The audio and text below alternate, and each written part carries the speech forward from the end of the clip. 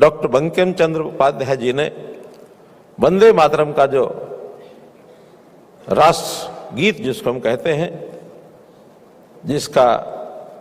जिसकी रचना की थी, जो इस देश में आज़ादी प्राप्त करने का एक ऐसा वाक्य, ऐसा गीत बन गया कि लोगों में झूम और जो लोगों में उत्साह जगाने का इस गीत का जो अपने आप में उपयोग हुआ। आज उसकी 150वीं वर्षगांठ पर भी मैं आपको बहुत बहुत बधाई देता हूं।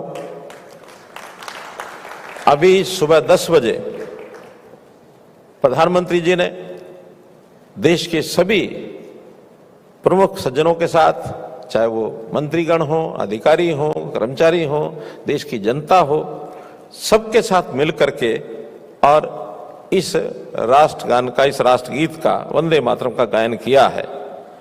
उनका सम्मान बढ़ाया गया है। मित्रों, आप सब लोग हरियाणा की धरती पर आए हैं। हरियाणा गीता की धरती है। भगवान कृष्ण ने अर्जुन को जो गीता का संदेश दिया था, बहुत सी बातें उसमें आती हैं, लेकिन एक विषय गीता के बारे में कहा गया कि उसमें हर चीज परिवर्तनशील है। परिवर्तन के ऊपर बहुत फोकस किया। और हम जानते हैं कि हमारा जीवन भी लगातार एक परिवर्तन के दौर से गुजरता है। उस परिवर्तन में हम शहरी मंत्रालय के नाते जब विचार करते हैं तो देश में, दुनिया में बहुत तेज गति से शहरीकरण हो रहा है। आबादी हमारी ग्रामीण क्षेत्र से शहरों की तरफ बढ़ रही है और हम एक विश्व स्तर की जो एक एजेंसी जिसने इस प्रकार का एक सर्वे किया है और आंकलन बताया है कि 2047 तक हमारी आबादी 65.5 करोड़ और ये हो जाएगी, जो आज लगभग 50 करोड़ के आसपास है। तो बहुत तीव्र गति से शहर बढ़ रहे हैं। आज शहरों की संख्या छोटे बड़े मिलाकर के देश में 5020 ऐसा मानी जाती है, जिसमें बड़े मेट्रो सिटीज भी हैं, जिसमें महानगर भी हैं और छोटे कस्बे भी हैं। और तेज गति से ग्रामीण क्षेत्र को भी परिवर्तित किया जा रहा है शहरों के अंदर। तो इन शहरों में बहुत सी व्यवस्थाओं का परिवर्तन ये हम देख रहे हैं। शहर के जीवन को कैसे सुखमय बनाया जाए, कैसे लिवेबल बनाया जाए, तो उसके अंदर बहुत विषयों में से एक विषय है, वो है मोबिलिटी, वो है यातायात, वो है एक स्थान से दूसरे स्थान पर व्यक्ति जब पहुंचता है तो उसकी सारी सुविधाएं। तो ये पहुंच सुविधा, मोबिलिटी, इसके ऊपर हमको विचार करना है। हर वर्ष हम ये मोबिलिटी कॉन्फ्रेंस करते हैं, पिछले कई वर्षों से हो रही है। इसलिए पिछले वर्ष भी गुजरात में ये हमारी शायद कहाँ गांधीनगर में हुई थी और वहीं अनाउंस किया गया था कि अगली जो मोबिलिटी कॉन्फ्रेंस है ये गुरुग्राम में होगी।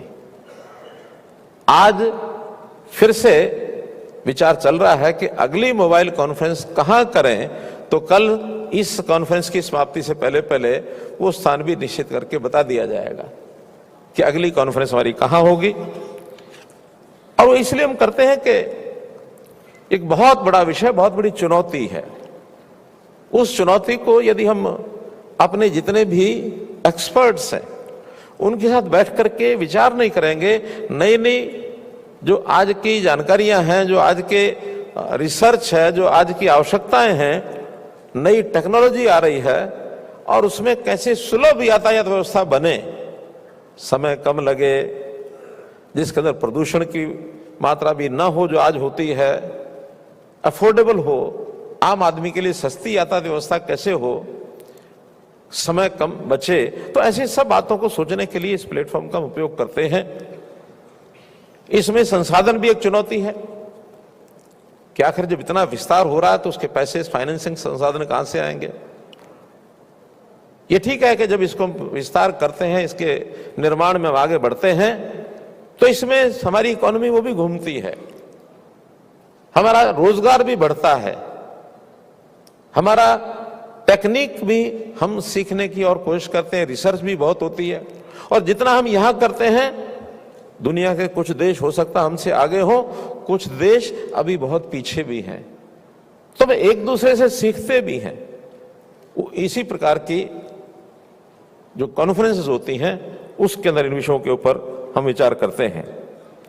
एक समय था 20-30 साल पहले, जब अगर किसी छोटे शहर में या मध्यम शहर में बसों का बीड़ा अगर चालू किया जाता तो बहुत प्रसन्नता होती थी कि इस शहर के अंदर 50 बसें चालू हो गई, 20 बसें चालू हो गई, 100 बसें चालू हो गई।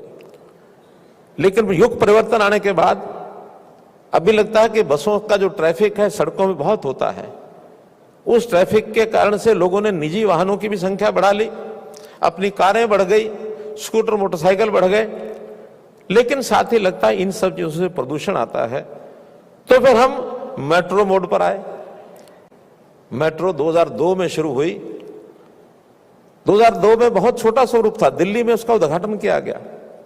2005 में कुल मिलाकर 5 शहरों में मेट्रो थी और सिर्फ 248 किलोमीटर थी। उसकी प्रगति आज इतनी हुई है कि आज वो कुल देश के 24 शहरों में मेट्रो संचालित हो रही है और उसकी कुल लंबाई 1083 किलोमीटर, लगभग 1100 किलोमीटर होने वाली है। इसमें RRTS भी शामिल है। और जिस गति से हम बढ़े हैं, इस गति से दुनिया का कोई देश नहीं बढ़ रहा। जैसा भी प्रधानमंत्री जी ने बताया, हमने मेट्रो में 3रा स्थान प्राप्त किया है। पहला चाइना है, दूसरा अमेरिका है, तीसरा हम हैं। और मैं आपको विश्वास दिलाता हूं कि अभी जो अंडर पाइपलाइन ये जो कंस्ट्रक्शन फेज में चल रही है, लगभग 950 किलोमीटर अभी कंस्ट्रक्शन फेज में है। आने वाले 3-4 साल में हमारे जितनी भी योजनाएं चल रही हैं उसमें हम USA से आगे बढ़ जाएंगे। USA का आज मेट्रो नेटवर्क है 1400 किलोमीटर और हम 1100 पर पहुंच गए हैं, बहुत नजदीक हैं। और 950 हमारा पाइपलाइन में अभी चल रहा है, कंस्ट्रक्शन में चल रहा है। तो जिस गति से बढ़ रहे, निश्चित रूप से इस टारगेट को हम पूरा करेंगे। आज हम बसों पर भी निर्भर हैं, मेट्रो पर भी निर्भर हैं, लेकिन मेट्रो के साथ साथ देखते हैं कि एक 50-60 किलोमीटर के बाद मेट्रो एक अनवायबिलिटी की तरफ बढ़ जाती है। किराए के नाते अनवायबिलिटी नहीं, समय के नाते अनवायबल हो जाती है। क्योंकि 50-60 किलोमीटर का मतलब यह है कि 1 से 1.5 घंटा उस सफर में लगता है। हर आदमी को समय बचाना है, तो नई विधा वो RRTS की आ रही है, रैपिड रेल ट्रांसपोर्ट सर्विस, जो हर 2 किलोमीटर के बजाय 8 किलोमीटर के बाद उसका स्टेशन बनेगा। वो लगभग 125-150 किलोमीटर तक के दायरे में जो डेली पैसेंजर है, जो अपने काम को अपने व्यवसाय से घर या घर से व्यवसाय पर जाना चाहता है, तो RRTS बहुत तेज गति से आगे बढ़ा रहे हैं, जिसकी एक लाइन ऑपरेशनल हो गई है अभी, पहली लाइन जो सराय काले खां से और मेरठ तक की बन गई है। अगली 2 लाइनें सराय काले खां से बावल और सराय काले खां से करनाल, ये बहुत जल्दी इसको हम चालू करने वाले हैं। डिमांड बढ़ी कि केवल आप NCR में तो ये RRTS कर रहे हैं, लेकिन बहुत ऐसे शहर हैं जहां 100-100 किलोमीटर से डेली पैसेंजर आते जाते हैं। उसमें मुंबई भी है, उसमें हैदराबाद है, उसमें बेंगलोर है, बहुत सिटीज ऐसी हैं। तो आपके जानकारी के लिए बता रहा हूं कि उसका भी हमने नई नीति बनाने के लिए आगे बढ़ गए हैं। उसका कैबिनेट नोट तैयार है, बहुत जल्दी कैबिनेट से पास कराएंगे। इन बड़े शहरों में भी RRTS को लागू करेंगे, वहां की मांग पूरी करेंगे।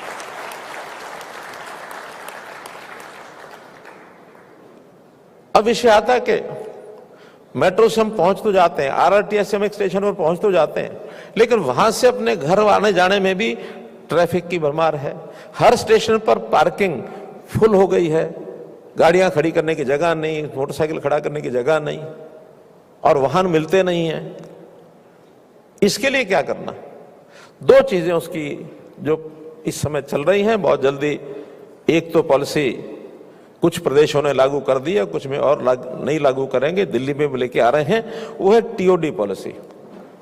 TOD पॉलिसी का अर्थ यह है कि जहां स्टेशन है उस स्टेशन के 500 मीटर के अंदर आपको अपने आवास की सुविधा मिल जाए, ताकि पैदल चले जाएं और पैदल ही स्टेशन पर आ जाएं।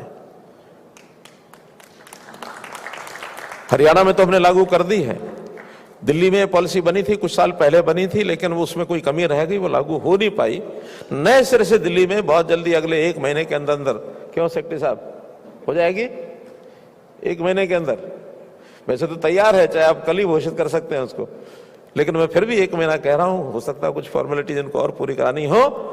दिल्ली की टीओडी पॉलिसी भी हम लेकर के आ रहे हैं, बहुत अच्छी पॉलिसी लेके आ रहे हैं। दिल्ली की पॉलिसी में तो ये भी आया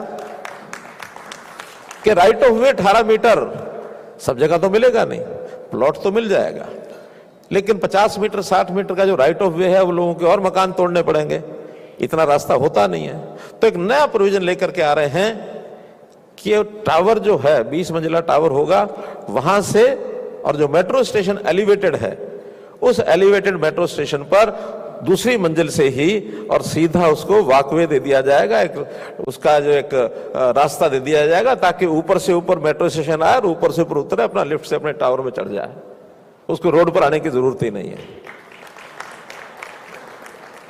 तो ये नए नए सिस्टम को सोचने पड़ेंगे। हैंगिंग ब्रिज टाइप जैसे होता है ना, आते जाते उसको कुछ तरह नहीं होगा, आराम से पहुंचेगा वहां। इस प्रकार से अगर कहीं अंडरग्राउंड है तो उस लिफ्ट को अंडरग्राउंड ही एक बेसमेंट बना करके उस बेसमेंट से ही जो अंडरग्राउंड स्टेशन पर चले जाएंगे, उसको भी रोड पर आने की जरूरत नहीं है। TOD policy.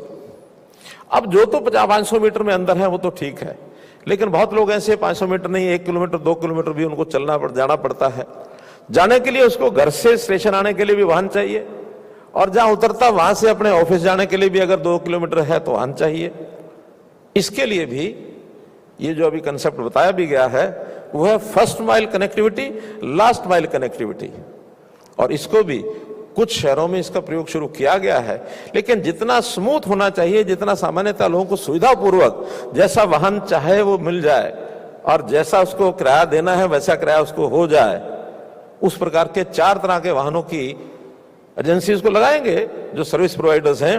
अगर किसी को मोटरसाइकिल स्कूटर चाहिए तो उस पर आ जाए, ऑटो चाहिए ऑटो पर आ जाए, टैक्सी चाहिए टैक्सी पर आ जाए, और लग्जरी टैक्सी चाहिए तो उसको लग्जरी टैक्सी भी मिल जाए। बटन स्विच करो, आपके घर वाहन पहुंचेगा, आपके पास एक मोबाइल स्वाइप कार्ड होगा, स्वाइप कार्ड से और उसी से किराया उस मेट्रो स्टेशन तक हो जाएगा।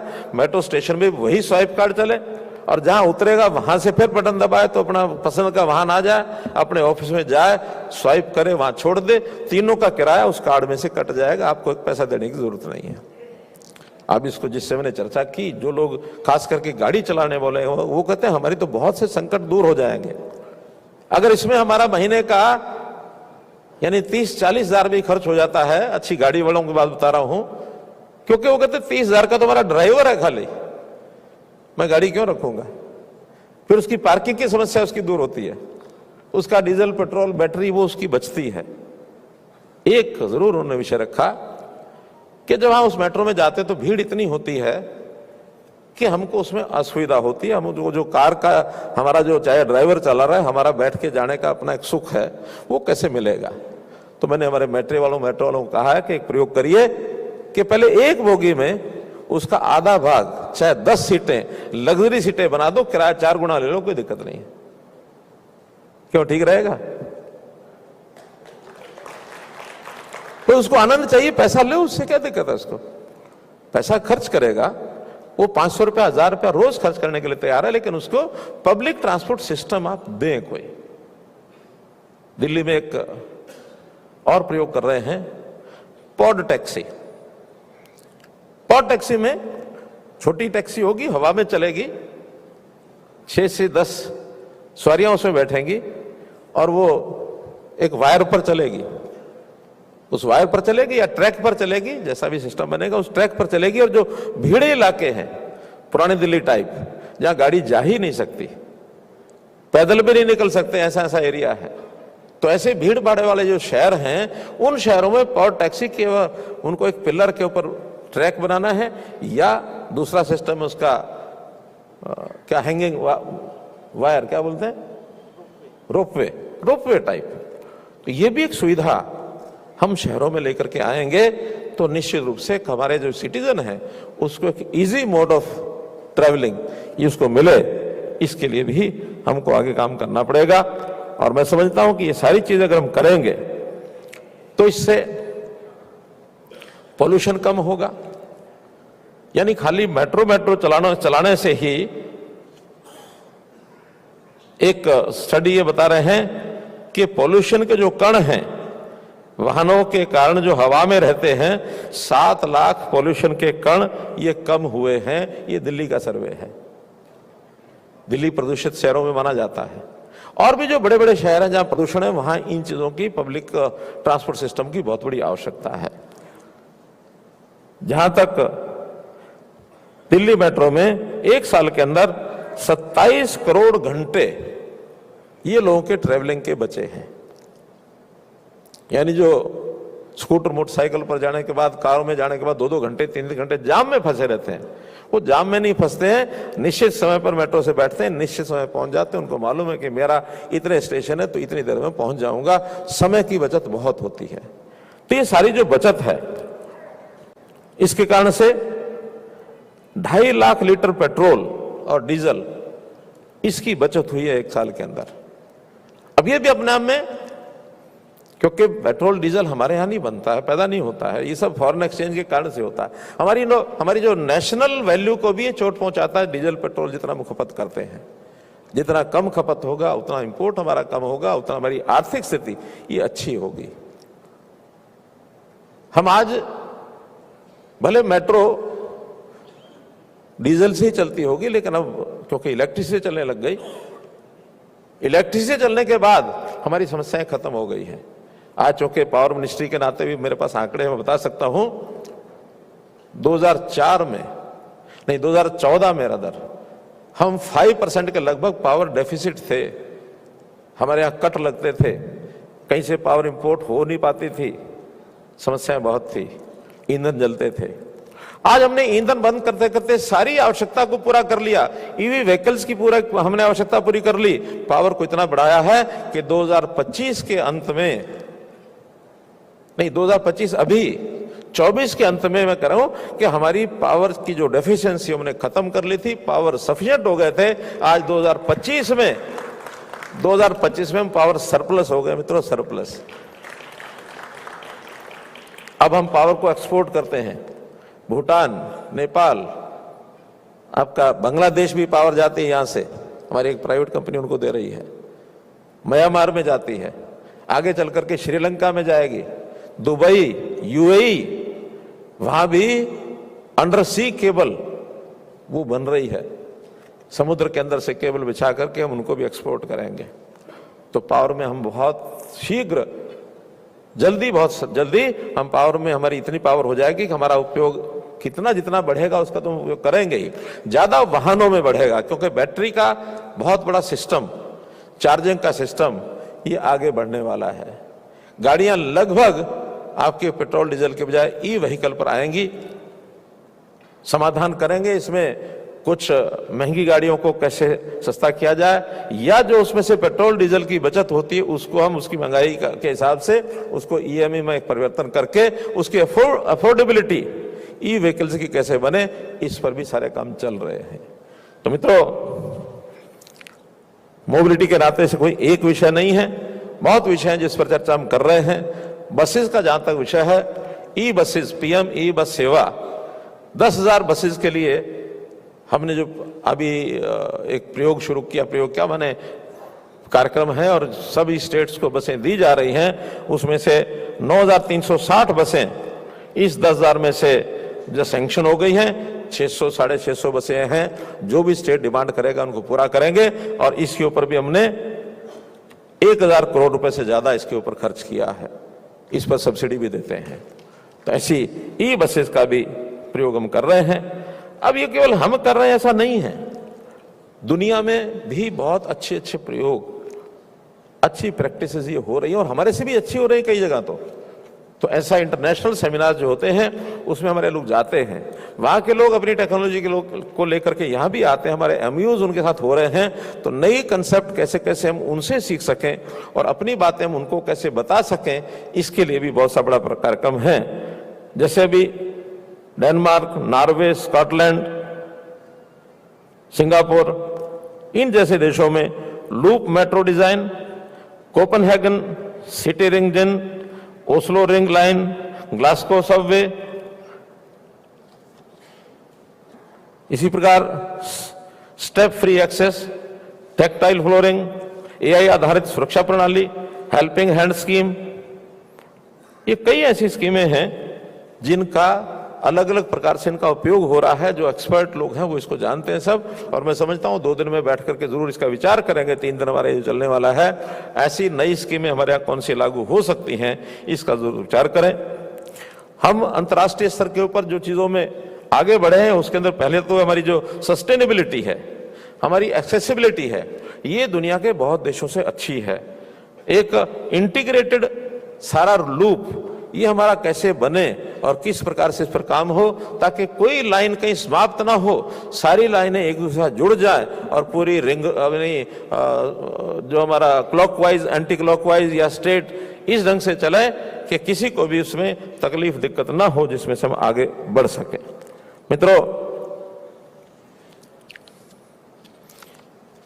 ये जो हमारा जो सारा काम है इसके अंदर बहुत लोगों को एक प्रकार से जो आर्थिक दृष्टि से, टेक्नोलॉजी की दृष्टि से, रोजगार की दृष्टि से जो लाभ होने वाला है उसका भी देश की इकोनॉमी में बहुत बड़ा एक लाभ मिलता है। और ये जब सब तेज गति से हम करेंगे तो जो हमारा टारगेट है अपने देश को 2047 तक हम आत्मनिर्भर देश बनाएं, हम विकसित भारत में इस नाते से कहलाएं, तो इस ओर मेक इन इंडिया के नाते से हम अपने देश में टेक्नोलॉजी के माध्यम से चीजों को आगे बढ़ा रहे हैं। ये सारे हमारे टारगेट पूरे होने वाले हैं। आज क्योंकि इस बढ़ते हुए काम में डिपार्टमेंट की ओर से, मेट्रो खासकर की ओर से बहुत सी नई योजनाएं भी बनाई जा रही हैं, उसके अंदर कुछ जो घोषणाएं हैं वो मैं आपके सामने कर रहा हूं। 3 घोषणाएं ऐसी हैं जिसमें से एक नई कंपनी जिसका नाम होगा DMIL अर्थात दिल्ली मेट्रो इंटरनेशनल लिमिटेड। ये कंपनी, वैसे तो DMRC भी कुछ और देशों में अभी टेंडर लिए हैं, काम वो चला रहे हैं, लेकिन ये कंपनी विशेष तौर पर इंटरनेशनल लेवल पर बनाई गई है कि भारत के अलावा बाहर के देशों में भी यदि हमको वहां के यानी कंसल्टेशन के लिए, वहां की टर्न की परियोजनाओं के लिए, प्रबंध सेवाओं के लिए, रख रखाव, संचालन, सब के लिए अगर कोई MOU होता है, कोई एग्रीमेंट होता है, तो ये कंपनी विदेशों में जाकर के और काम करेगी और जितने भी अभी तक अनुभव हैं DMRC के, उन सब अनुभवों का साझा करके और वहां प्रयोग करेंगे, इसलिए कंपनी बनाई गई है। एक दूसरी कंपनी है जिसको कहा हमने MRTS, जो अभी बताया कि हमारा जो मास रैपिड ट्रांजिट सिस्टम है, यानी जितना भी एक DMRC की सहायक कंपनी होगी कि जितने भी ट्रांजिट सिस्टम है हमारे, उन सब का एक नोडल संगठन ये रहेगा ताकि इसमें भी उसी प्रकार की योजनाएं हैं, उनका कोऑर्डिनेशन है, उनका प्रबंधन है, महुआ का ये सारा उसके माध्यम से बनेगा। तो एक नई कंपनी ये भी विचाराधीन, क्या इसका फाइनल एक प्रकार से घोषणा है कि ये कंपनी जल्दी जो है, इससे आपस में पारस्परिक जो निर्भरता है, एक दूसरे का जो लिंकेज है, जुड़ाव है, वो भी सब मेट्रोस का होगा। योजनाएं अच्छी बनेगी, स्वदेशीकरण को बढ़ावा मिलेगा और सुरक्षा की जितनी भी प्रमाणित योजनाएं हैं, व्यवस्थाएं, स्कीम्स हैं, उन सबको भी ये फाइनल करेंगे कि आखिर इतने बड़े मेट्रो में सुरक्षा एक बहुत बड़ा पहलू होता है और इसमें भी जो नए नए सॉफ्टवेयर बनाए जाते हैं, सब चीज सिग्नलिंग होती है, सॉफ्टवेयर होते हैं। आज साइबर सिक्योरिटी भी इन चीजों में बहुत जरूरी है। हमको तो लगता है कि हम किराया भर करके और एक स्टेशन से बैठे दूसरे स्टेशन पर उतर गए, लेकिन इसके सिस्टम को कितना बड़ा व्यापी होता है, इसका जब अंदर घुसते हैं तब पता लगता है कि इसमें कितने सिक्योरिटी के जो कंसर्न्स हैं उसको भी सबको ये दूर करेंगे। तीसरा है दिल्ली मेट्रो रेल अकादमी, अर्थात अकादमी इस रेलवे सिस्टम को, मेट्रो सिस्टम को और तीव्र गति से अगर विस्तार करना है तो इसके कैपेसिटी बिल्डिंग का काम और जो मैन पावर है उसकी ट्रेनिंग का काम, ये सारे काम भी ये जो रेल अकादमी है ये करेगी। एक सेंट्रलाइज्ड सेंटर ऑफ एक्सीलेंस ये होगा जिसमें इस सारे मैन पावर को जो है हम आगे बढ़ा सकेंगे।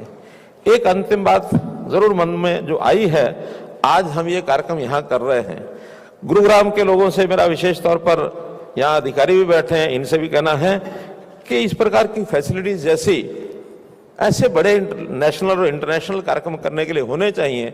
दिल्ली में तो बहुत स्थान बन गए हैं, दिल्ली में यशोभूमि है, दिल्ली में हमारा जो प्रगति मैदान पर भारत मंडपम है, लेकिन गुरुग्राम जैसे शहर में कोई एक कन्वेंशन सेंटर होना चाहिए कि नहीं होना चाहिए, ये दिल्ली के अधिकारी बता दो। तो मैं आग्रह करूंगा अपने मुख्यमंत्री जी को, उनको परामर्श दूंगा कि भी यहाँ एक बड़ा कन्वेंशन सेंटर बनाए। किसी प्रकार की कोई कठिनाई आए तो हमने अपने जो केंद्रीय संस्थान हैं उनको कहा है, वो आगे आने के लिए तैयार हैं कि अगर हरियाणा के लोग हमको थोड़ा जमीन उपलब्ध करा दें तो ये कन्वेंशन सेंटर ये हम वहाँ बना देंगे। एक बढ़िया कन्वेंशन सेंटर की अगले इस कुछ समय में योजना बना करके बढ़ाया जाए। इस योजना को भी मैं आपके सामने रखते हुए मैं अपनी बात को समाप्त करता हूँ। बहुत बहुत धन्यवाद।